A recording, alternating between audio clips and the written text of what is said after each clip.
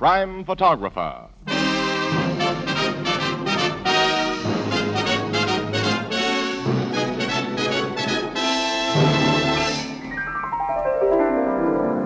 Good evening, ladies and gentlemen. This is Tony Marvin. Every week at this time, bring you another adventure of Casey, Crime Photographer, ace cameraman who covers the crime news of a great city.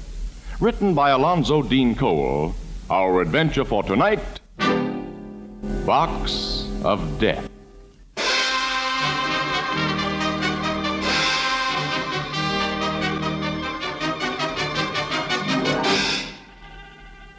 Three o'clock in the morning, a darkened street, deserted, except for a uniformed policeman languidly making his lonely round. In the middle of the sidewalk, he sees a large wooden packing case. He stops, reads a stenciled inscription on it, and then angrily enters an apartment building and rings a doorbell marked Superintendent. Is that you at the door, Fred?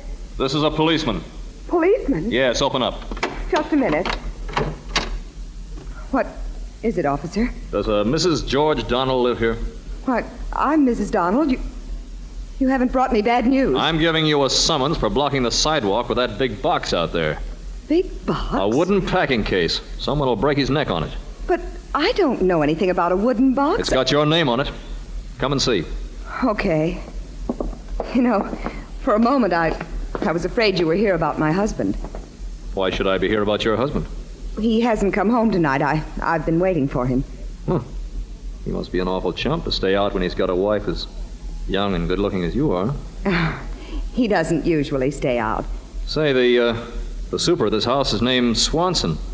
What are you and your husband doing in this apartment? Mr. Swanson has rented us a room in his apartment until we can get a place of our own. Well, the old housing shortage, huh? Yeah. Well, there's the box, Mrs. Donald. See, it's got your name and address on it. But I haven't the slightest idea what's in it or who left it here.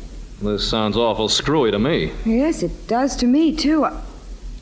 Officer, open it and see what's inside. Yeah, maybe I'd better.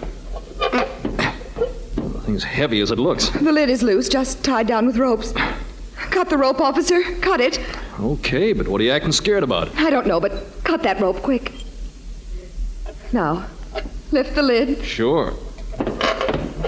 Holy! A man's inside. A dead man. He's been shot through the head. Oh, it's Fred. My husband. Fred!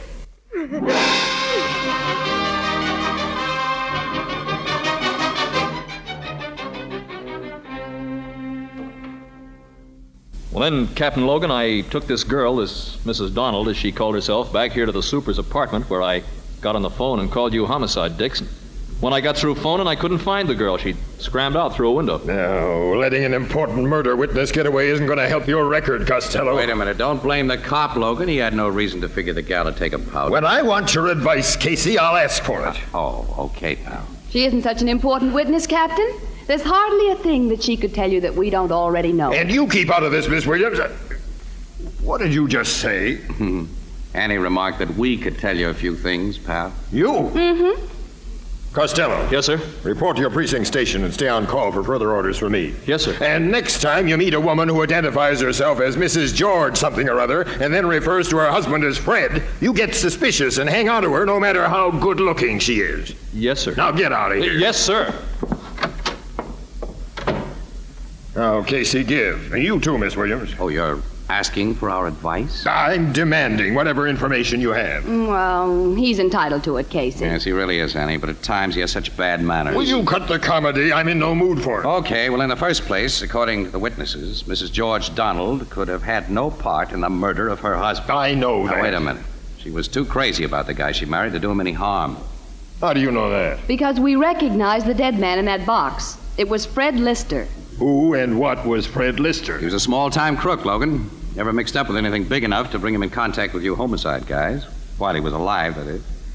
Up to a couple of months ago, he was a kind of an errand boy for Lucky Carson. Well, I've come in contact with Lucky Carson plenty of times. Not close enough to pin anything on him. Now, go on. Tell me about this Fred Lister. Well, he had the good taste and the bad judgment to fall for a gal that his boss liked. Lucky? Yeah. A gal named Ella Hagen, hat check girl at the Silver Derby Club. Both Ann and I knew her. She's a nice kid. Fred Lister became a nice guy after he met her. He left the mob, got an honest job, and he and Ella were married. Casey was told that Lucky Carson was pretty sore about the whole thing. I was also told that Fred and Ella had been tipped off that they'd better pull a fade-out. Well, apparently they took the tip seriously.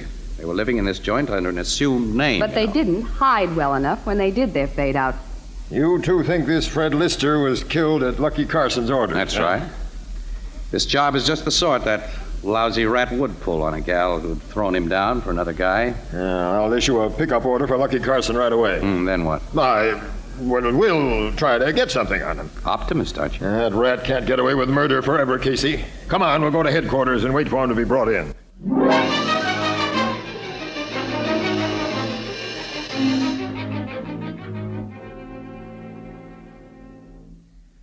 I don't know why you're always picking on me, Captain Logan. It's time you got wise to yourselves and laid I'll off. lay off after I'm able to prove something, Lucky, and you're out of circulation for keeps. That statement implies the malicious persecution of my client, Captain Logan. You keep out of this, Webster. And that's another thing. Of course, it was mere coincidence that your lawyer was with you when my men picked you up this morning. Sure. Purely coincidental, Captain.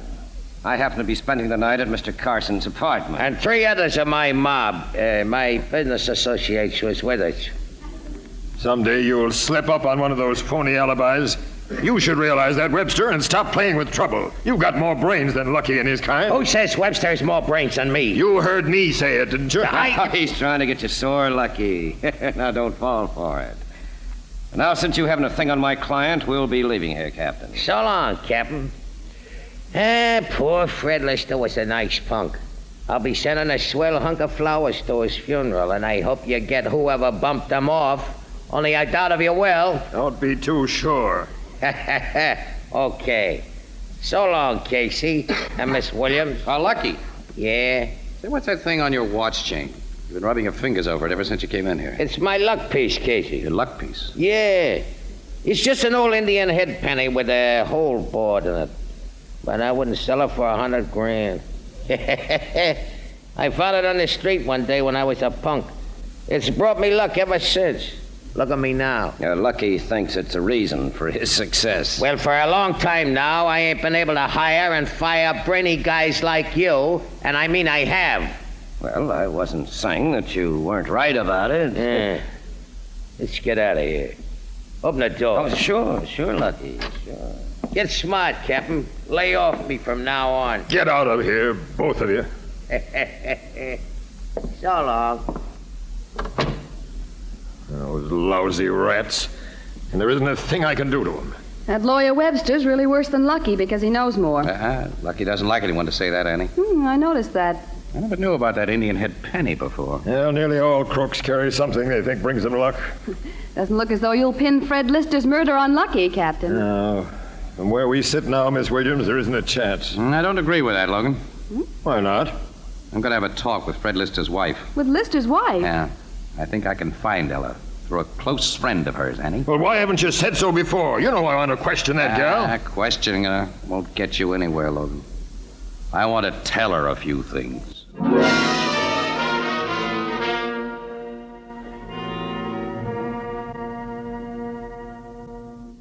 Ruth Judson had no right to tell you I was hiding here in her apartment, Casey. She knew I wanted to help you, Ella. Nobody can help me. Fred's gone. I loved him, Casey. Now he's gone. Yeah, you've had a rotten break, kid. I guess you've got an idea who killed him. I know who killed him.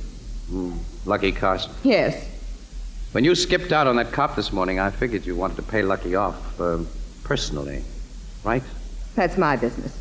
You know, Ella, murder is murder, even if it happens to be Lucky Carson. I have a plan to pay him off. Well, I think I have a better plan to pay him off than you have. What do you mean? But Lucky considers himself quite a guy. He wouldn't be too much surprised if you paid him a visit, a social one. He's got a big yen for you. Talk straight. All right, Ella, I will. But don't tell me my idea's crazy until you've thought it over. Now, here's what I want you to do.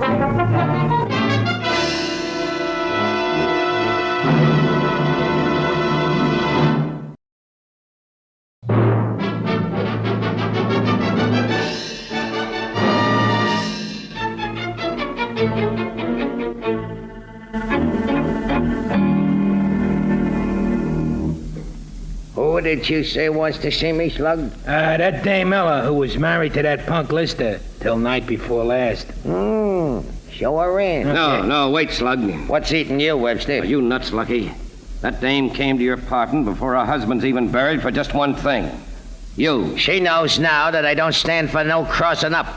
And dames go for guys who taught them a lesson. Some dames don't, and this Ella Can looks... I'm no dope. Bring her in, Slug. But don't take your eyes off her.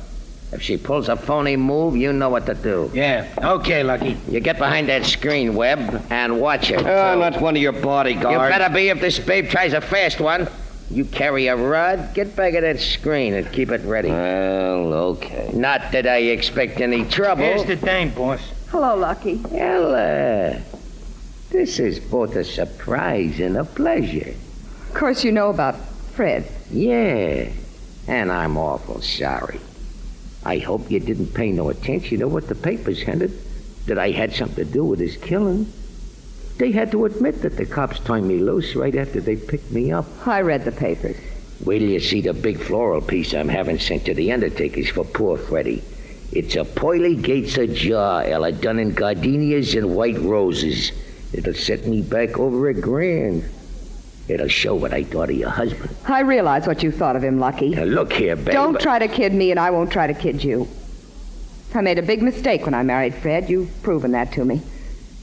Now I've learned my lesson, and do I have to be afraid of you, Lucky? You afraid of me? I had to come here today to find out. You won't hurt me, will you? You won't hurt me. Ella, honey, you ought to know I wouldn't. Here, sit down on this sofa. Put your head on my shoulder and have a good cry. There, that's right. Oh, Lucky, I've been so afraid. Forget it, kid. Why, I wouldn't let no one hide a hair of your head. All I want is we should be pals. I consider that a great privilege. Yeah. How about a kiss, huh? To make it a contract? No, not now. Not till after Fred is put away. Oh, I appreciate your sentiments. They show you ain't no common bimbo, Ella. But we'll get together after the funeral, huh? For dinner here tomorrow night. Okay? Okay. I've got to go now. So soon? Well, it wouldn't look right if I stayed any longer now. Besides, you've given me what I came for. Your friendship. Thanks. The pleasure's gonna be all mine. Not altogether, Lucky. So long. Show the lady out, Slug. Sure thing. We're making an early dinner, babe. 7 o'clock. As soon as you can ditch the pallbearers. You can expect me. Goodbye. Bye. You can come out now, Webb. Oh, thanks. Well, she didn't try no fast ones, did she? No, you were right. I was wrong. That's the way it usually is. The dame's gone, boss. I sure gotta hand it to you. I get what I want, Slug. If not one way, I get it another. Webb. Yeah? Run over to my caterer's joint and tell him to fix up 2 dinners for tomorrow night. And be sure he has crepe Suzettis. They'll be appropriate for after the funeral. Get going. Oh, see here. I'm your lawyer. You're whatever I tell you to be. On your way. Oh, all right. As soon as I get my coat. Boy, I sure envy you, boss. It'll be nice having that cute little chick all alone. You was born lucky. No, I wasn't born that way, Slug. I was always unlucky, till one day I found this, it's gone. Huh? My penny. My Indian head penny. Penny? And my luck piece. Look, Fred Webb. You too, Slug. Okay. Must have fallen on the floor. I know it was hanging on my watch chain just a few minutes ago. Well, I don't see Hit it. it to Look right. for it, you dopes! Well, I was rubbing my fingers on it for luck when Ella come in. So I'm sure Ella. What's the matter now? She took it. Stole it. That dirty little double-crosser. Wait till I get her with my lucky penny. Come on. We're going after her. And look out, boss! He tripped over that footstool. Yeah. His head hit that piano leg. Is that cold? Flat on his puss. Yeah. Flat on his puss. Gee. I never knew Lucky to meet with an accident before. Hey, it's funny, ain't it? Don't let him hear you laughing when he comes to. I ain't laughing. I mean, it's funny him taking a nosedive right after he lost his lucky penny. Yes, Slug, it is funny. Wonder what he'll think about it when he comes to.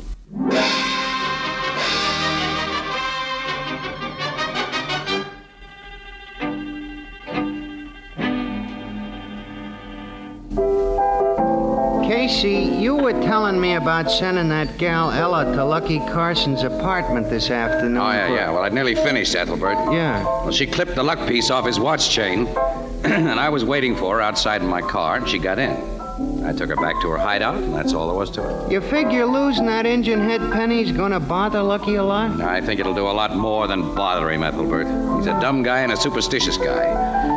The loss of that luck piece will drive him haywire. And when a crook in Lucky Carson's position doesn't watch every step he takes, well, he only has to make one mistake, Ethelbert. Yeah, which the cops will be watching for like a bunch of hawks. Captain Logan knows about your scheme, huh? Oh, sure, yeah. He's giving Ella Lister plenty of police protection, too. You've told him where she's hiding out? Naturally. Well, Lucky's pretty sure to figure that she took that penny, and he'll try to get it back. Tomorrow, he'll be tipped off to her hideout, accidentally, on purpose. And then, unless I'm completely wrong, he'll make his mistake.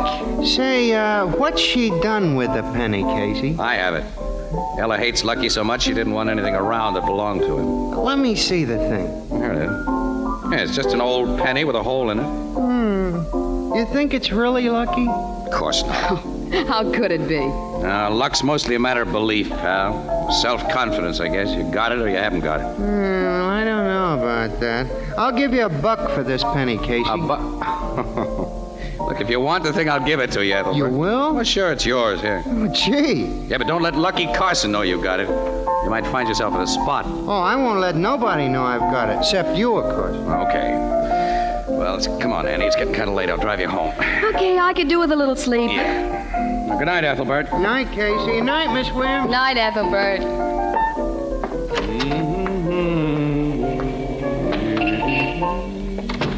Where'd I leave the car, Annie? Across the street, dope. Oh, yeah, I see it. Boy, I'm tired, huh? Hello, Casey. Lucky. Uh-huh. Evening, Miss Williams. Hello. I want you two should meet one of my boys. This is Big Slug. How are you? I'm okay. You already know Webster. Yeah, nice to see you two again. So nice, we're keeping you with us for a You're while. keeping us with Their you. hands in their pockets, Annie. They got guns on us. That's right. We're all getting into this car here, like old friends. You first, Slug. Casey next. Say, what's the big idea? We'll talk about that later. Get in. Okay. You too, Miss Williams. I guess I haven't much choice. You haven't. You drive, Webster. I'll sit up back with Slug and our friends. Now I must show. Get going. Okay. Where are we going? Keep you from asking so many questions, Casey. Here. Hit him with that gun. Give this babe the same, Slug. Sure. Well, they're both out nice, boss. Head for the country, Webb. When we get to a dark, deserted road, I'm going to have some fun.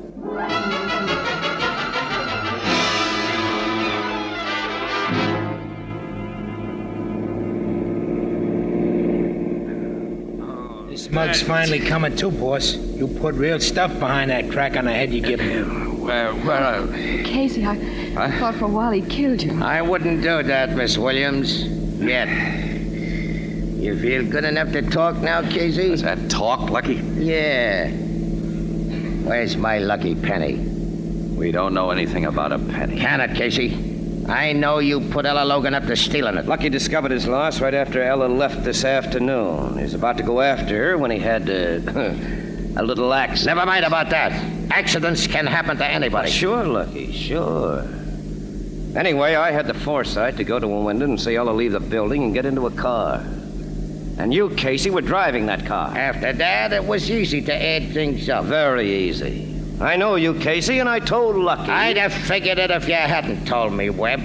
Casey, you had that dame steal my luck piece because you knew I'd go after it. And when I went after it, the cops were going to be around watching when I started to twist Ella's double-crossing neck. But I'm too smart for guys like you. I was waiting for you when you come out of the Blue Note Cafe. And here you are. Now, where's my penny? I don't know. No? No. You'd better come clean. You've already searched him. You know he hasn't got it. He can tell me where it is and how to get it. I think, Lucky thinks that Ella wouldn't keep anything that belonged to him because, for some unaccountable reason, she doesn't like him. That's right, Webb. Hey, this is a nice lonely spot. Stop the car. Okay. Casey, I'm gonna make you tell me where and how to get back my luck piece. Pull him out of the car, Slug. Come on, guy. Come on. Casey, they'll torture you. I got No. Keep quiet, Aunt. Big Slug here will break every bone in your body, Casey. Slowly. If you don't I can't tell you anything I don't know. Big Slug's an awful sap if he does anything for a boss who's lost his luck. Go to work on him, Slug. Wait. Listen to me, Slug, and you too, Webster. You guys have got brains. You taking orders from this dumbbell? Orders that may land you in the hot seat all because he's lost a penny? Hit him, Slug. Hit him. No, don't hit him. Webster! Talk, Casey. Webb and me are listening. Slug! I knew you guys had sense. This jerk you worked for is washed up. All he ever had to keep him on top was a lousy copper luck piece, and he's lost it. He's sunk. He's through. That's a cockeyed lie. Slug and Webster don't think so, Carson. You're not Lucky Carson anymore. Cut it. They're not saps enough to go through with your plan. They know every cop and every newspaper in town would go after our murderers and keep after them until they were caught. I've stood enough of this. You can't turn my guys against me, Casey. I'll show you. Webster. You shot him. Just as you're going to shoot Casey. Yes, Miss Williams. Thanks, fella. You won't regret that. I'm sure I won't, Casey. I wanted to kill Lucky Carson for a long time. And this afternoon, Slug agreed that it was a nice idea. Yeah, a swell idea. Gee, thanks. Thanks for saving our lives. Oh, don't thank us yet, Miss Williams. Or you, Casey. Why not? Tell him, Webb. You and Miss Williams would prove awkward witnesses if Slug and I were brought to trial. Remember, I'm really a lawyer. You... I mean to become boss of the former Lucky Carson mob. Yeah, and when your dead bodies are found close to Lucky's, why, the cops will figure he shot you and you shot him. That's right, Slug. You see, Casey and Miss Williams, we're going to kill you with a gun Lucky didn't have a chance to use, and then return the gun to his dead hand. The gun I shot him with will be found close to you. Do you get it? You shot him and he shot you. Yeah, we get it. Oh, Casey. No. Don't see any way out of this one, kid. There isn't any way out. Pick up Lucky's gun, Slug, and do the job. Oh, you thought up this swell idea, Webb. It's your right to do it. No, I don't mind. First, I'll put this gun that I shot Lucky with near Casey so that it will look as if he dropped it. Yeah. Just right about here. Now, you keep him covered, Slug, while I get Lucky's gun. No, you don't, Webb. Slug, what goes? You're the smart guy, Webb, but I'm smarter. I'm gonna be the boss of this mob. No, don't shoot, Slug. Don't shoot. Well, he's done for. Now, lady and Casey, Webster dropped his gun too close to me, Slug. Casey, did you kill him, Casey? Did I kill him? I hope not, Annie. Hey, look, will you and see? I never shot a guy before.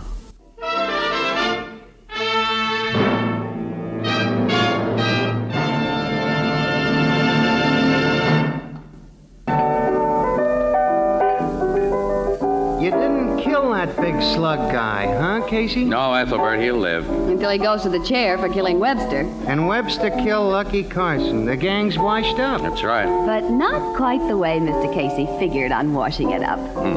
Well, okay, Annie, rub it in. I can take it. But I wasn't wrong about one thing, that Indian head penny. If I hadn't put Ella up to taking it, Lucky and his mob might still be doing business, don't forget. You were wrong about that Injun head penny itself, though. What do you mean? Huh? Miss Williams, less than half an hour after Casey gave me that thing, I got a phone call telling me I'd won a $25 silk hat on a ticket I bought for 50 cents. Casey. Silk? You're like my sister Edna says, quote, even a penny can go to your head. Unquote.